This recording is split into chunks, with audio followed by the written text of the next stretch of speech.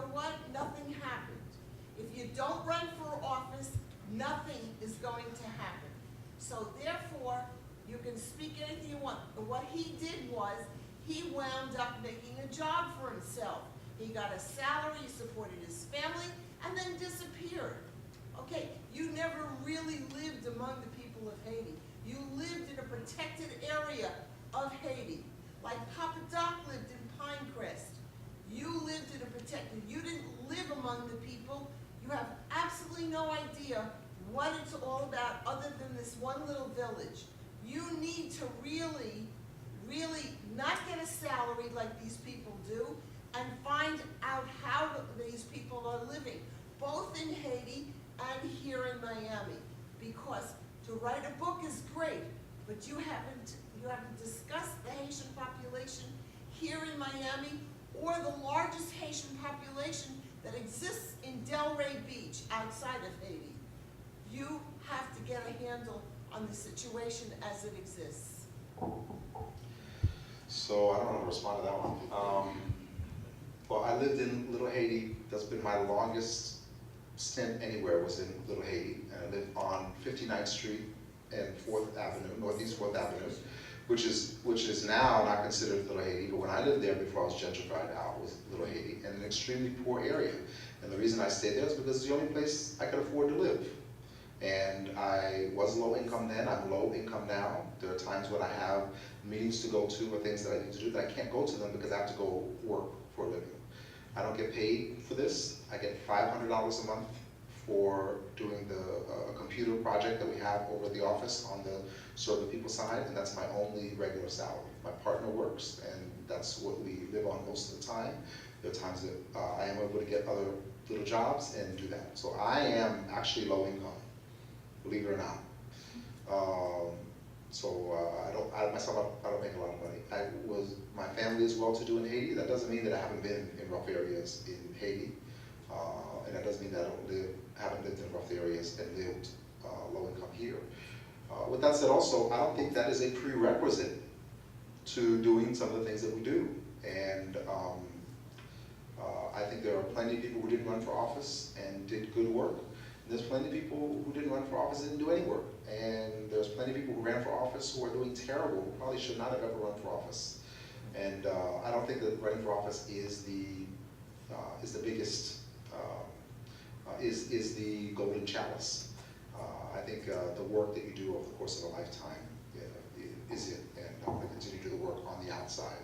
And I think we'll probably make good change by having some good, decent people run for office and get in there, but I just don't want to be one of them.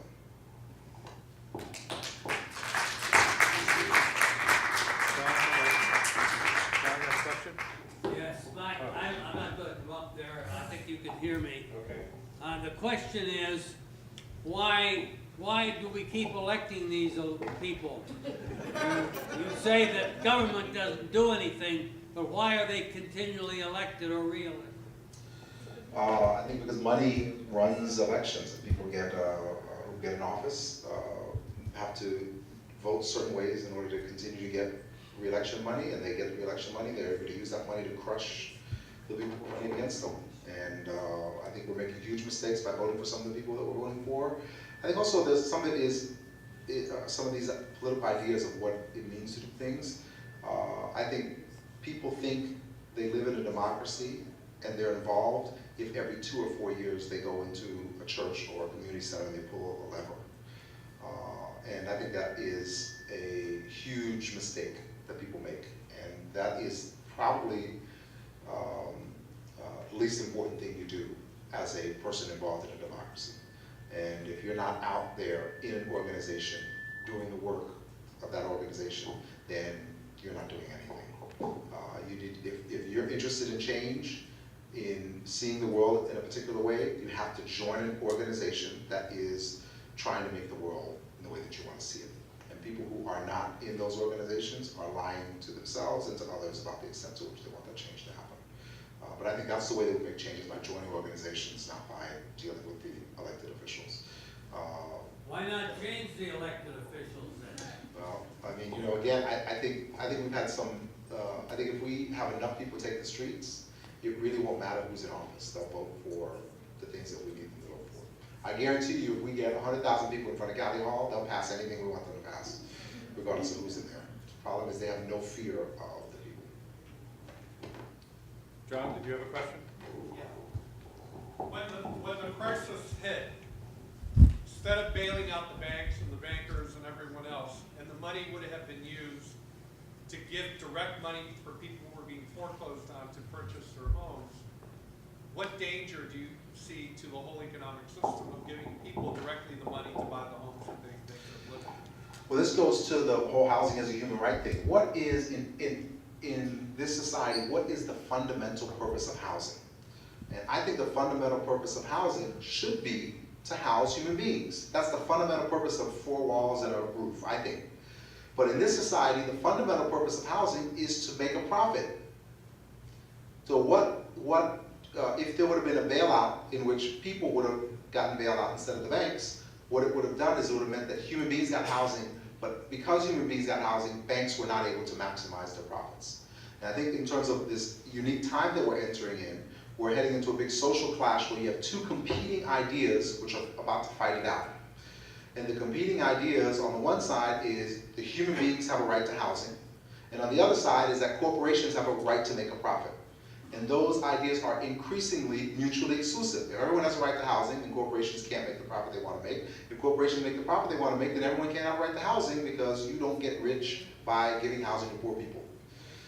So this is the clash that's happening now, and this society is going to have to decide, I think, in the very near future, what the fundamental purpose of housing is and which one of these 2 rights are going to win out. This kind of clash happens all the time. One person has the right to free speech, another person has the right to peace and quiet. How do those 2 clashes resolve? How do those 2 rights, competing rights, resolve? And right now we have a competing right between the right of housing and the right to make a profit.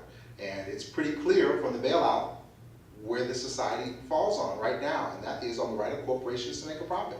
Corporations can make a profit even if it means having a bunch of empty homes and a bunch of homeless people. And what the direct bailout of people or using bailout money to house people would mean is that corporations would not be able to make as much money as they make right now. It means that the $23 billion in bailout that's happening in Wall Street wouldn't be able to happen. They would only have $1 billion in bailout instead of $23 billion in bailout. That's what it would mean. More questions, and then we need to, let's see, Kieran, you have Do you come up or? probably better. So it's actually a 2-part question. The first is about Habitat for Humanity and how you feel about that as a successful transition to giving housing to individuals. And the other part is how you feel about your part in the movie Capitalism and the ultimate story that told.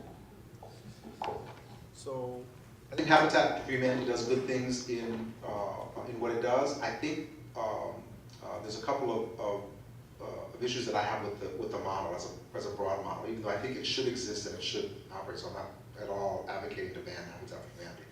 But I think the emphasis of Habitat for Humanity on home ownership, on broad home ownership, is misplaced. I think that we need more rental space available now and more rental space which is available long term. And so I think there should be homes that are built that are going to be rented out inexpensively over a long period of time. There's some people who are not ready to own homes, particularly now, either not ready because they just got burned through this last cycle, or because they can't get a mortgage right now anyhow. And yet Habitat and other organizations continue to build housing to sell. Well, people right now need housing to rent that they can live in right away, not that it's going to take them 2 years to qualify for, etc. So I think there needs to be a refocus and saying that the ownership society is not the end-all be-all, but maybe we need to have large amounts of low-income rental. So if you want to own, that's great, you can own. I'm not calling for the abandonment of private property. But we shouldn't make it that the only way that you get to live in a place is by owning a house. The other problem with their model, of course, is that Habitat for Humanity sells homes to low-income families, affordable homes to low-income families, and then the family gets to live for a while. But if the family resells it, the family can resell